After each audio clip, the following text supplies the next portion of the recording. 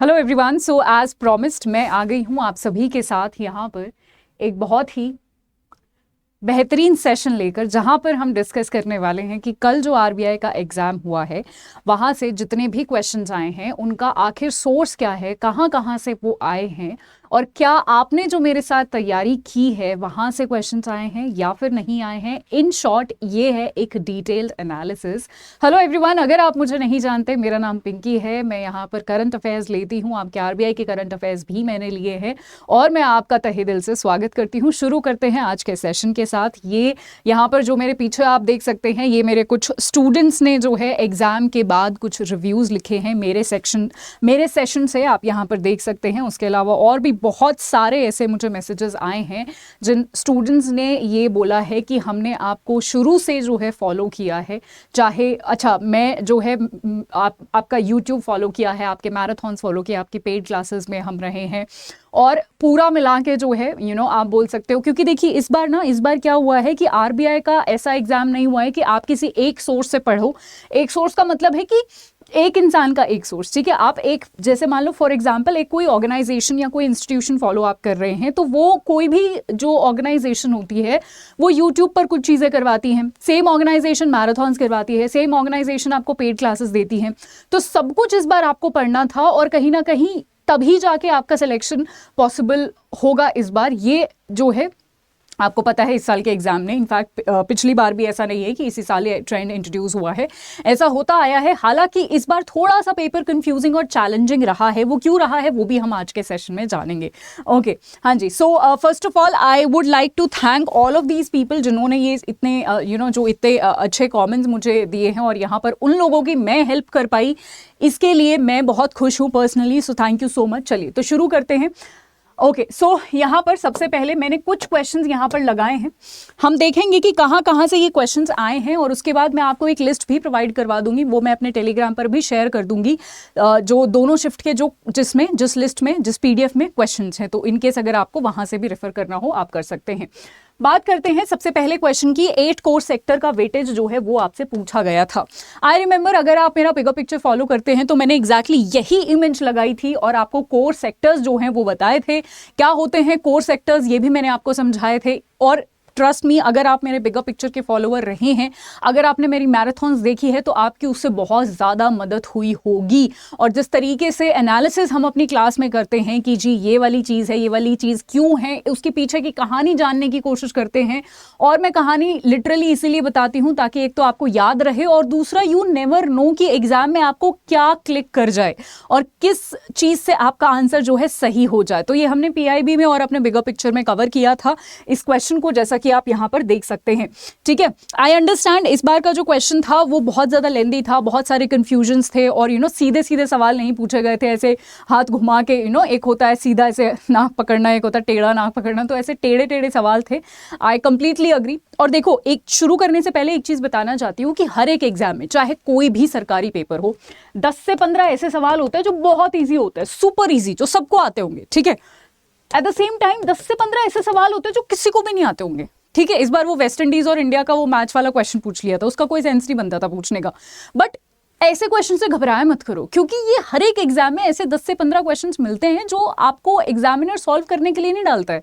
ठीक है, वो सिर्फ पेपर डिफिकल्ट और पेपर को वेग और पेपर को कंफ्यूजन भरा बनाने के लिए डालता है सिर्फ।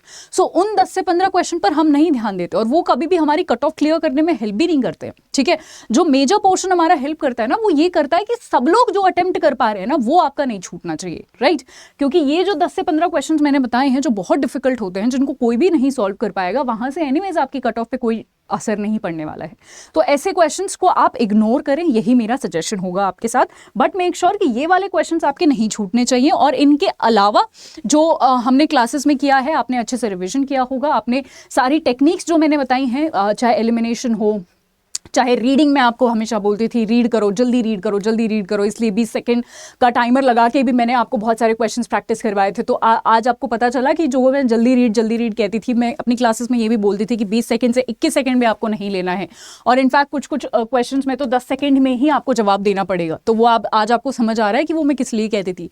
पेपर नहीं हुआ ना कंप्लीट, और ये सच है, किसी का भी मुझे नहीं लगता किसी ने भी 80 क्वेश्चंस करे होंगे, क्योंकि पेपर लेंदी था, बहुत सारी चीज़ें पढ़नी थी, तब जाके ये आप आंसर दे सकते थे, ठीक है। और एग्जामिनर जानबूझ के बनाता है पेपर को इतना लेंदी, आप और लास्ट में आपको पता चलेगा आपने 4 लाइनें पढ़ ली और क्वेश्चन सिर्फ 5वीं लाइन में था, ठीक है। कई क्वेश्चन तो ऐसे होते हैं कि आपको वो 4 लाइनें पढ़ने की जरूरत भी नहीं थी, कई क्वेश्चंस में पढ़ने की जरूरत भी होती है, बट कई क्वेश्चंस में नहीं भी होती है, बट फिर भी आपको पूरा पढ़ना पड़ेगा, क्योंकि उसके अलावा आपके पास कोई ऑप्शन नहीं है ना। चलिए, स्वामी फंड से आया था। स्वामी फंड मैंने अपने बिगर पिक्चर में, अपने मैराथॉन्स में, अगर आपने मेरी मैराथन देखी होगी, आप अभी भी जाके चेक कर सकते हैं। मैंने गवर्नमेंट स्कीम का पार्ट 2 का एक मैराथन लिया था, इसका स्क्रीनशॉट भी मैंने यहाँ पर लगा दिया है, ठीक है। यूट्यूब पर है ये, PDF भी मैंने अपने टेलीग्राम में बच्चों को दी थी, वहां से एग्जैक्टली क्वेश्चन आया है। अब वो क्वेश्चन कैसा भी हो, यहाँ पर मैंने इन डेप्थ आपको कवर करवाया है, और गवर्नमेंट स्कीम पार्ट 2 मैंने जो इन डेप्थ कवर करवाई है, उसका रीजन यही था क्योंकि हम प्रिडिक्ट कर पा रहे थे कि एनालिसिस वाले क्वेश्चन आएंगे। अब वो वाले क्वेश्चंस का टाइम नहीं है कि आपसे सिर्फ मिनिस्ट्री पूछ ली, है ना। अब इन डेप्थ नॉलेज आपको होनी चाहिए। इन डेप्थ का मतलब इतना भी नहीं है कि आप UPSC के इन डेप्थ पे चले जाओ, बट डेफिनेटली आपको एक एग्जाम देके कितना इन डेप्थ करना है उसका आइडिया हो गया होगा, राइट। चलिए, उसके बाद मैं इसको एक छोटा सा क्विक सेशन रखूंगी, है ना, आपका ज़्यादा टाइम मैं नहीं लूंगी, क्योंकि हमें आगे के फेज के लिए अब क्या करना है, आगे जब तक रिजल्ट आएगा तब तक क्या करना है, उसके लिए तैयारी करनी है। तो हम एक क्विकली जल्दी से देख लेते हैं। फिर उसके बाद मत्स्य संपदा योजना हम बहुत बार पढ़ रहे हैं, बजट के टाइम पे भी हमने पढ़ी, बिगर पिक्चर में भी हमने पढ़ी, और अगेन जब मैंने मैराथन लिया, गवर्नमेंट स्कीम का जो मैराथन लिया है, वहां पर भी मैंने आपको मत्स्य संपदा जो है कवर करवाई हुई है। बिगर पिक्चर में पता है क्या होता है, द बिगर पिक्चर में जहां पर मैं रोज 6 बजे आती हूँ डेली के करंट अफेयर्स करवाने के लिए, वहां पर मैं रोज एक स्कीम ऑफ द डे लेती हूँ, जिसको डिटेल में उस स्कीम को करवाती हूँ। तो उस हिसाब से आपकी 200-250 स्कीम मैं वहां पर कवर करवा चुकी हूँ, एंड ट्रस्ट मी, उससे बाहर बहुत कम चांसेस होते हैं। मैं ये नहीं कह रही, एक्सेप्शन हर जगह है, अगर एकदम ही कोई वेग स्कीम पूछ ली गई तो उसका कोई भी गारंटी नहीं ले सकता है, बट मैक्सिमम जो पॉसिबल होती है वो स्कीम वहीं से आती है। और अगेन मैराथन से नेक्स्ट अटल पेंशन योजना और NPS, अगेन ये हम काफ़ी बार कर चुके हैं, मैंने मैराथन्स भी लिए हैं, उसमें भी किया है, बिगर पिक्चर में भी किया है। और ये सारी चीज़ें जो मैं बता रही हूँ ना, ये सारी चीज़ें मेरी पेड में भी हुई हैं। पेड यहाँ पर मैं हर बार मेंशन नहीं कर रही हूँ, बट आप इसमें पेड जो है, पेड क्लासेस ऑटोमेटिकली ऐड कर लीजिए, ठीक है। पेड क्लासेस में भी ये सारी चीज़ें हुई हैं with the screenshot I put it, exactly यही स्क्रीनशॉट से मैंने आपको पढ़ाया है। आप अभी इसी टाइम तुरंत बेशक चाहे गवर्नमेंट स्कीम्स का जो मैराथन है वो चेक कर सकते हैं, अंडर 24/7 रेगुलेटरी बॉडीज पर प्लेलिस्ट है। नेक्स्ट NPS जो है, नेशनल पेंशन सिस्टम, इसके बारे में भी आया है, तो एग्जैक्टली हमने करवाया था। उसके बाद एक क्वेश्चन पूछा गया था कि मैक्सिमम जो इंटरेस्ट है वो कौन सी स्कीम देती है, ऐसे करके कुछ क्वेश्चन था, कंफ्यूजिंग क्वेश्चन था, तो उसका आंसर था सीनियर सिटीजन सेविंग स्कीम, ठीक है। सो वो भी हमने जो है यहाँ पर करवाया था, और मैंने बताया भी था कि इस साल जो है यहाँ पर 2 चेंजेस इसमें हुए हैं, और आप अभी उसको चला के देख सकते हैं उस लेक्चर को, इस मैराथन को, जहाँ पर मैं ये बोलती हुई आपको सुनाई दूंगी कि यहाँ पर जो है इस साल के बजट में इसमें 2 चेंजेस हुए हैं। एक तो जो इसकी लिमिट है वो 15 से 30 बढ़ गई है, और यहाँ पर जो इंटरेस्ट रेट है वो 8 से 8.2 बढ़ गया है, और इन्हीं 2 चेंजेस में से सवाल आने वाले हैं, और कहीं से सवाल नहीं आएगा, और एग्जैक्टली इन्हीं 2 चेंजेस में से ही सवाल आए हैं, ठीक है। चलिए नेक्स्ट मैं बढ़ती हूँ। अब प्रधानमंत्री फसल बीमा योजना, जब आपकी फसल जो है ख़राब हो जाती है, पोस्ट हार्वेस्टिंग और बहुत सारी जो है आपको बीमा मिलता है अपनी फसलों पे, राइट। अगेन ये मैंने जो है स्कीम्स में भी और बिगर पिक्चर में भी इसको करवाया है। प्रोजेक्ट टाइगर, मैं आपको हमेशा कहती थी, जब भी मैं आपको प्रोजेक्ट चीता पढ़ाती, आई मीन टू से चीता रीइंट्रोडक्शन प्लान है, जो हम चीता अफ्रीका से लेकर आ रहे हैं, वो जो मैं पढ़ाती थी, मैं हमेशा बोलती थी कि क्योंकि चीता न्यूज़ में है, तो ज़रूरी नहीं है चीता से क्वेश्चन आएगा, हो सकता है टाइगर से क्वेश्चन आ जाए, ठीक है, क्योंकि एग्जामिनर ऐसे ही क्वेश्चंस बनाते हैं कि अच्छा चीता न्यूज़ में है तो उसी की जो स्पीशीज़ है उससे एक क्वेश्चन बनाते हैं, ठीक है। तो प्रोजेक्ट टाइगर, वैसे प्रोजेक्ट टाइगर न्यूज़ में था, और यहाँ पर आप देख सकते हैं मैंने जो है 6 महीने के गवर्नमेंट स्कीम्स भी करवाए हैं, और उसके साथ साथ 6 महीने के मैंने आपको 6 महीने का मैराथन भी करवाया था करंट अफेयर्स का, राइट। वहाँ पर मैंने आपको प्रोजेक्ट टाइगर की कितना जो है नंबर बढ़ा है, कितना पहले था, कितना अब हुआ है, कौन से स्टेट में कितना है, स्टेट वाइज एनालिसिस, और ये सारी चीज़ें जो है मैंने वहाँ पर आपको करवाई थी, ठीक है। सो या आगे हम बढ़ते हैं।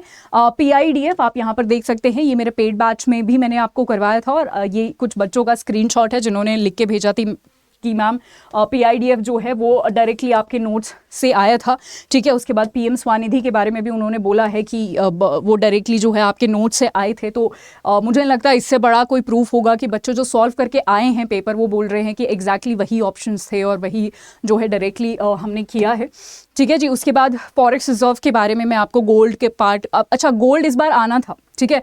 और गोल्ड क्यों आना था इसका लॉजिक मैं आपको हमेशा बताती रही हूँ, क्योंकि RBI जो है वो हम $D, अब देखो न्यूज़ में क्या था, $D-डॉलराइजेशन, ठीक है।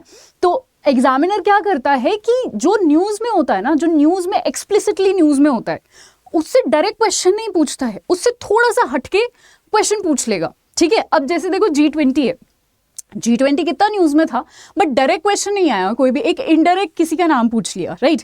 अब $D-डॉलराइजेशन कितना ज़्यादा न्यूज़ में था, मैंने शॉर्ट्स भी बनाई है, मैं अपने बिगर पिक्चर में भी उसका रीज़न है ना, इंडिया US के रिलेशन सब मैंने डिस्कस किया है। अब $D-डॉलराइजेशन से डायरेक्ट क्वेश्चन नहीं आया, बट जो हम गोल्ड इकट्ठा कर रहे हैं अपने फॉरेक्स में वो कहीं ना कहीं किस लिए कर रहे हैं, क्योंकि हम $D-डॉलराइजेशन को करना चाहते हैं। $D-डॉलराइजेशन जो है हम उसको बेसिकली डॉलर को बाईपास करना चाहते हैं, तो गोल्ड रिजर्व जो है वो इकट्ठा कर रहे हैं, ठीक है। सो उससे एक क्वेश्चन आ गया, ठीक है, गोल्ड से एक क्वेश्चन आ गया और आना ही था क्योंकि इस साल जो है RBI ने सबसे ज़्यादा गोल्ड इकट्ठा भी किया है, तो वहाँ से कुछ ना कुछ क्वेश्चन आ गया। तो अगर आप देखें तो कहीं ना कहीं टॉपिक्स डिफिकल्ट नहीं थे, ऐसा नहीं था कि टॉपिक्स पता नहीं कहाँ से आ गए, टॉपिक्स तो हमने सुने नहीं है, देखे नहीं है, बस थोड़ा ये था कि हो सकता है टाइम मैनेजमेंट में कमी रही हो सकता है कि अगर थोड़ा ज़्यादा टाइम आपको मिलता तो आप आराम से शांत दिमाग में शांति से बैठ के उसको बेटर तरीके से सॉल्व कर सकते थे। और एक प्रॉब्लम एक और हुई है इस बार के एग्जाम में, प्रॉब्लम ये हुई है कि बाकी के जो पार्ट थे ना, क्वांट रीजनिंग, अब क्या होता है कि बच्चा, मान लो बच्चे ने क्वांट करी, ठीक है, क्वांट आपको डिफिकल्ट लगी तो आपने सोचा चलो GA करके देखते हैं, हो सकता है GA आसान हो जाए, GA भी आपको डिफिकल्ट लगी, है ना, तो आपका जो वो मोरल होता है ना वो डाउन हो जाता है एकदम से, फिर रीजनिंग तो डेफिनेटली आपका बुरा गया होगा। और हो सकता है अगर आपने इंग्लिश लास्ट में अटेम्प्ट किया हो तो आपका इंग्लिश भी इस चक्कर में बुरा गया होगा, हालांकि इंग्लिश ईजी था बट क्योंकि आपका मोरल जो है वो एकदम खत्म हो चुका था कि आपने 3 सेक्शंस आपके खराब हो चुके हैं, तो आपका इंग्लिश भी हो सकता है खराब हो चुका हो। तो ये भी एक वो था कि ओवरऑल डिफिकल्ट होने की वजह से भी उस टाइम पे मैं समझ सकती हूँ कि वो थोड़े से टाइम पे आपके साथ क्या हो रहा होगा। इसीलिए टाइम मैनेजमेंट का बहुत बड़ा रोल होता है। मैं हमेशा बोलती थी कि क्वेश्चन कोई भी सॉल्व कर लेगा बट टाइम पे सॉल्व करके दिखाए, वो उसका एग्जाम क्लियर होता है, ठीक है। तो टाइम मैनेजमेंट का बहुत बड़ा रोल है, ठीक है जी। चलिए, ये मैंने अपने RBI सर्कुलर में करवाया है, RBI सर्कुलर की मैंने जो है यहाँ पर एक मैराथन ली थी, वहाँ पर मैं करवा चुकी हूँ। नेक्स्ट फिपिक के बारे में आया था, अगेन मुझे ये याद है एग्जैक्टली। अब देखो एक सारे लेक्चर्स की PPT खोल के जितने मैंने करवाए हैं वहाँ से एक स्क्रीनशॉट लगाना तो बहुत ही बड़ा टाइम टेकिंग हो जाएगा, बट आई एम श्योर जितने भी स्टूडेंट्स मुझे सुन रहे हैं और मुझे रोज़ देखते हैं बिगर पिक्चर के थ्रू या कैसे भी मेरे मैराथन्स के थ्रू, वो आइडेंटिफाई कर रहे होंगे कि जब मैंने फिपिक आपको पढ़ाया था एग्जैक्टली यही चार्ट यूज़ किया था। फिपिक में जो है समिट्स जो अभी रिसेंटली सबमिट हुआ है, इसीलिए न्यूज़ में था, उसके मेंबर्स पढ़ाए थे, कहाँ पर है, कौन से ऑप्शन में है, ये सारी चीज़ें पढ़ाई थी, ठीक है, बिगर पिक्चर में ही पढ़ाया था और इसीलिए मैं जानबूझ के आपको मैपिंग से पढ़ाती हूँ। अब आपको रीजन समझ आया मैपिंग से पढ़ने का? अगर नहीं आया तो अभी थोड़ी देर बाद आ जाएगा जब मैं आपको वही क्वेश्चन पे ले चलती हूँ, मैपिंग का इंपॉर्टेंस वाले क्वेश्चन पे। हाँ जी, मैपिंग से अब समझ आया कि मैं क्यों मैप्स लगाती हूँ। अगर बिम्स्टेक और आसियान अगर आपको मान लो कंट्री के नाम भी याद नहीं है, छोड़ो कंट्री के नाम, बट अगर आपको मैप भी याद है, अगर आपको इतना भी याद है कि बिम्स्टेक वाले तो हमारे नेबरिंग स्टेट्स हैं हमारे, ठीक है, और आसियान में तो साउथ ईस्ट वाले स्टेट्स हैं, राइट, तो आप कम से कम एलिमिनेट तो कर सकते थे। तो मैं इस क्वेश्चन को डिफिकल्ट क्वेश्चन में नहीं काउंट करूंगी क्योंकि ये आप आसानी से एलिमिनेशन किया जा सकता था और थोड़ा सा कॉमन सेंस से इस क्वेश्चन को सॉल्व किया जा सकता था कि जी दोनों कंट्रीज में कौन से सेम मेंबर्स हैं। इसीलिए मैपिंग से पढ़ना बहुत ज़रूरी है, ठीक है, सिर्फ रट्टोफाई नहीं करना होता है, मैपिंग से भी पढ़ लिया तो आसान हो जाती हैं चीज़ें। नेक्स्ट मैं बात करती हूँ कौन से क्वेश्चन की, हाँ जी, फिर उसके बाद डिजिटल पेमेंट इंडेक्स के बारे में आया था, ठीक है, जो भी चीज़ें आई हैं हमने अपनी क्लास में कवर किया है RBI सर्कुलर वगैरह के थ्रू। उसके बाद ट्रेड्स के बारे में आया था, ठीक है, ट्रेड्स का भी आप यहाँ पर देख सकते हैं, मैंने एग्जैक्टली अपने नोट्स में कवर करवाया है। ये जो एक क्वेश्चन है ये UPSC के PYQ से उठाया गया है डायरेक्टली, ठीक है, बहुत सालों पहले UPSC ने यही क्वेश्चन पूछा था, ये उठा के उन्होंने RBI में पूछ लिया, बट इसका मतलब ये नहीं है कि अब आपको UPSC के PYQ सॉल्व करने पड़ेंगे, नहीं, नहीं, यूपीएससी के पीवाईक्यू सॉल्व करने की ज़रूरत नहीं है, क्योंकि अगर एक क्वेश्चन आ गया तो ज़रूरी नहीं है तो नेक्स्ट टाइम आए, ठीक है। और दूसरी बात, एक क्वेश्चन के लिए आप सारे पीवाईक्यूज नहीं सॉल्व करोगे, क्योंकि कॉस्ट बेनिफिट एनालिसिस भी देखना पड़ता है ना, वो इतना यूजफुल नहीं होता है, तो हम नहीं करेंगे, राइट। बट डेफिनेटली हमें एनालिसिस अपना और स्ट्रॉन्ग करना पड़ेगा। इस साल के जो क्वेश्चन से जो टेक अवे है वो यही है कि हमें अपना एनालिसिस स्ट्रॉन्ग करना पड़ेगा। सिर्फ रटने से अब काम नहीं चलेगा, चीज़ों के पीछे का रीज़न, कॉन्सेप्ट समझना पड़ेगा, ठीक है। चलिए आगे बढ़ते हैं। ग्रीन हाइड्रोजन मिशन मैंने इतनी बार करवाया है, और एग्जैक्टली ये जो पिक्चर्स मैं यूज़ कर रही हूँ ना, ये मैं ऐसे ही नहीं यूज़ कर रही हूँ, ये मैंने अपनी क्लासेस में सेम पिक्चर्स यूज़ किए हैं जब आपको ग्रीन हाइड्रोजन मिशन के बारे में बताया है, ठीक है, अपनी क्लासेस में, ठीक है। वही एग्जैक्टली सेम पिक्चर्स यूज़ किए हैं मैंने। पीएम कुसुम सोलर पावर को किस तरीके से हम बढ़ावा देते हैं, ये हम काफ़ी बार जो है पढ़ चुके हैं। सॉवरन गोल्ड बॉन्ड में आप सभी को पता है, मैंने आपको बताया है यहाँ पर कैसे हिंदू अनडिवाइडेड फैमिली और इंडिविजुअल्स का क्या क्या लिमिट है, ये सारी चीज़ें। Sovereign gold bond, gold monetization scheme, इनमें क्या डिफरेंस होता है और किसकी क्या लिमिट होती है, ये सारी चीज़ें हमने अपनी क्लास में पढ़ी हैं। नेक्स्ट पीएसओ के बारे में पूछा गया है, ये मैंने आपको लास्ट डे जो है पीआईबी की 6 महीने की समरी करवाई थी, वहाँ पर मैंने आपको पेमेंट सिस्टम ऑपरेटर्स क्या क्या होते हैं, और देखो रेड कलर से मैंने मार्क भी किया है, यहीं से एक क्वेश्चन आ गया है, ठीक है। सो यहाँ से एक क्वेश्चन बना है। ये पीआईबी की 6 महीने की समरी है, आप अभी भी यूट्यूब पर जाकर दे सकते हैं, ये अवेलेबल है। Next FTP, foreign trade policy, मैंने आपको बताया हुआ है कि एक्सपोर्ट बढ़ाने के लिए, ठीक है, इसके क्या क्या पैरामीटर्स है वो हमने डिस्कस किए हैं। मैंने इसमें स्कॉमेट भी डिस्कस किया था, स्कॉमेट भी आपके ऑप्शन में था अगर आपको याद हो, ठीक है। मैंने बोला था कि कुछ ऐसे चीज़ें होती हैं जो हम पॉजिटिव के लिए भी यूज़ कर सकते हैं, नेगेटिव के लिए भी, जैसे ड्रोन्स होते हैं, उनसे हम अटैक भी कर सकते हैं और उनको हम फार्मिंग में भी यूज़ कर सकते हैं, ठीक है। तो ऐसे कुछ रूल्स एंड रेगुलेशन हम थोड़ा सा कम स्ट्रिक्ट कर रहे हैं ताकि हमारा एक्सपोर्ट बढ़ सके। एफटीपी 2023, फॉरेन ट्रेड पॉलिसी 2023 हमने बहुत ही डिटेल में पढ़ी थी, सारे पैरामीटर्स पढ़े थे, किस तरीके से हम क्या टारगेट कर रहे हैं अपना एक्सपोर्ट करना, ये सारी चीज़ें जो हैं आप देख भी सकते हैं मैं अपनी क्लासेस में। ये सिर्फ एक जो है ग्लिम्स लगाया हुआ है मैंने। In depth analysis I am sure आप कनेक्ट कर पा रहे होंगे, जो भी मेरे स्टूडेंट्स हैं, हमने करवाया है, ठीक है। ये हम ऑलरेडी कर चुके हैं, आसियान और बिम्स्टेक के मेंबर्स। उसके बाद ओईसीडी मैंने आपको बताया था, ओईसीडी, ठीक है। ओईसीडी जब भी मैंने पढ़ाया ना क्लास में, हमेशा एक तो ये ग्राफ यूज़ किया है और हमेशा बोला है कि ओईसीडी से समझ जाया करो। मैंने आपको यहाँ पर मैपिंग में हमेशा दिखा दी थी कि अमेरिका वाले देश आते हैं और यूरोप वाले देश आते हैं। इससे ये याद रखना कि डेवलप्ड देश ओईसीडी में आते हैं, तो जब डेवलप्ड देश ओईसीडी में आते हैं तो इंडिया तो can never be a part of it, है ना, क्योंकि India is a developing country. यही एग्जैक्टली क्वेश्चन आ गया। अब आपको ओईसीडी के मेंबर कंट्रीज याद रखने की जरूरत ही नहीं है, आपको सिर्फ इतना पता होना चाहिए ओईसीडी है क्या, किस चीज के बारे में। अगर ये डेवलप्ड नेशन का ग्रुप है तो इंडिया इसका पार्ट कैसे हो सकता है। This was a very easy question, बहुत इजी क्वेश्चन था और इसमें कुछ आपको रटना भी नहीं था। बट अगेन ये कहानी पता होनी चाहिए, ओईसीडी है क्या ये पता होना चाहिए, ठीक है। चलिए जी, ओके, सीबीडीसी के बारे में भी क्वेश्चन आया था। अच्छा, अब क्वेश्चन जो हैं वो बहुत सारे थे, ठीक है। मैं आपको जो है एक बार दिखा भी देती हूँ यहाँ पर, हाँ जी। ये प्लेलिस्ट जो है मैं आपको दे भी दूंगी, ये जो है मैं आपको दे दूंगी, ठीक है जी। Okay,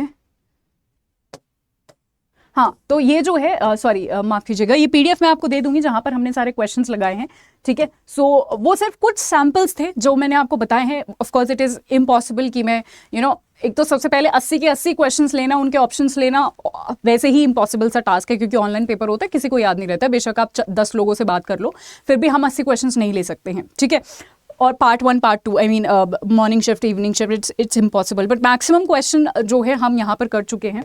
I mean maximum questions हमने यहाँ पर लगाए हैं जितने भी हमारे पास थे। ऑल्सो एक छोटा सा सैम्पल मैंने आपके पास लगाया है, इससे भी ज़्यादा जो है बहुत सारे क्वेश्चंस आए हैं। बट डेफिनेटली आज जो मैं यहाँ पर जो मेरा कहने का मतलब है वो यही था कि जो है आपको किस तरीके से अपनी अप्रोच रखनी चाहिए, किस तरीके से क्या क्या फॉलो करना चाहिए।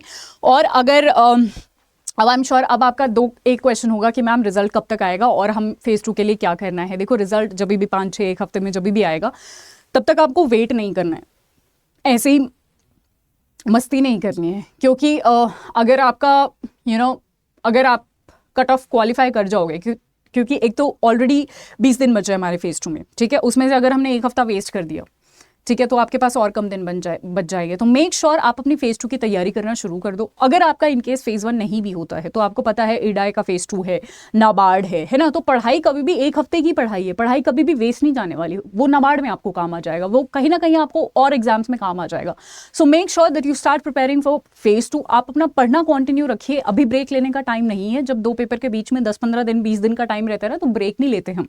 फेज 2 एक बार हो जाए उसके बाद, या फिर एक बार जब थोड़ा लंबा हमें ब्रेक टाइम मिले ना, उसके बाद ब्रेक लीजिएगा, अभी ब्रेक लेने का टाइम नहीं है, ठीक है जी। सो अगर आपको हमारे साथ प्रेपरेशन करनी है फेज 2 की, तो उसके लिए भी एक बहुत ही बेहतरीन ऑप्शन है आपके पास, वो मैं बताती हूँ। उससे पहले ये मेरा टेलीग्राम है पिंकी करंट अफेयर अड्डा 24/7, इसको आप ज्वाइन कर लीजिए, यहीं पर आपको सारी पीडीएफ्स मिलेंगी, ठीक है। सो फेज 2 के लिए एक तो हमारे जो है कुछ वेबिनार्स हैं, वो भी आप अटेंड कर सकते हैं। और उसके बाद यहाँ पर जो है फेज 2 के लिए आपको पता है रेगुलेटरी महापैक में भी आपको ये कोर्स अवेलेबल है, बैंक महापैक में भी आपको ये कोर्स अवेलेबल है, या फिर अलग से भी आपका mission RBI grade B phase 2 जो है वो अवेलेबल है। इन किसी भी बैच में आप एनरोल कर सकते हैं। Code will remain the same, Y674 आपका कोड रहेगा, जिससे आपको मैक्सिमम डिस्काउंट मिलेगा, ठीक है। मैं सजेस्ट करूंगी रेगुलेटरी महापैक आप लीजिए, क्योंकि यहाँ पर आपका नाबार्ड भी कवर्ड है, जिसका नोटिफिकेशन कभी भी आ सकता है। उसके अलावा आपके और भी एसओ के एग्जाम्स यहाँ पर है, ठीक है। अगर आप सीबीआई, सेंट्रल बैंक वगैरह वगैरह के लिए प्रिपेयर कर रहे हैं तो आप बैंक महापैक प्लस भी ले सकते हैं। आप कुछ भी लें, अड्डा 24/7 का ऐप डाउनलोड कर लीजिएगा, क्योंकि वहां से 1% आपको एक्स्ट्रा ऑफ मिलेगा, ठीक है। और Y674 आप ये कोड यूज कर सकते हैं। सिमिलरली अगर आपको नाबार्ड का स्पेसिफिकली प्रिपेयर करना है, अगर आपको पूरा महापैक नहीं लेना, तो नाबार्ड का अलग से बैच भी है जो कि 21 तारीख से शुरू हो रहा है। कोड रिमेन्स द सेम, आप जो है ये कोड यूज करके, और प्लीज आरबीआई वाली गलती मत करिएगा कि नोटिफिकेशन आ जाए उसके बाद हम तैयारी शुरू करेंगे। आरबीआई के स्टूडेंट से पूछ कर देखिए कि जिन्होंने लेट तैयारी शुरू करी है उनका काफ़ी ज़्यादा नुकसान हुआ है, ठीक है। बहुत सारे स्टूडेंट्स ने तो 1 महीना पहले ही तैयारी करनी शुरू करी है, और शायद उनको ऐसा लग रहा होगा कि थोड़ा सा और पढ़ लेते तो एग्जाम क्लियर हो जाता। सो मेक श्योर नोटिफिकेशन आएगा, कभी भी आ सकता है, तो उसकी तैयारी जो है शुरू कर दीजिए हमारे साथ, राइट। और आज के लिए इतना ही। आई होप ये पूरा एनालिसिस आपको अच्छा लगा होगा। अगर आपका कोई भी और सजेशन है या कोई भी और डाउट है, आप मुझसे मेरे टेलीग्राम पे या फिर इस कमेंट सेक्शन में मेरे साथ जुड़ सकते हैं। Thank you so much.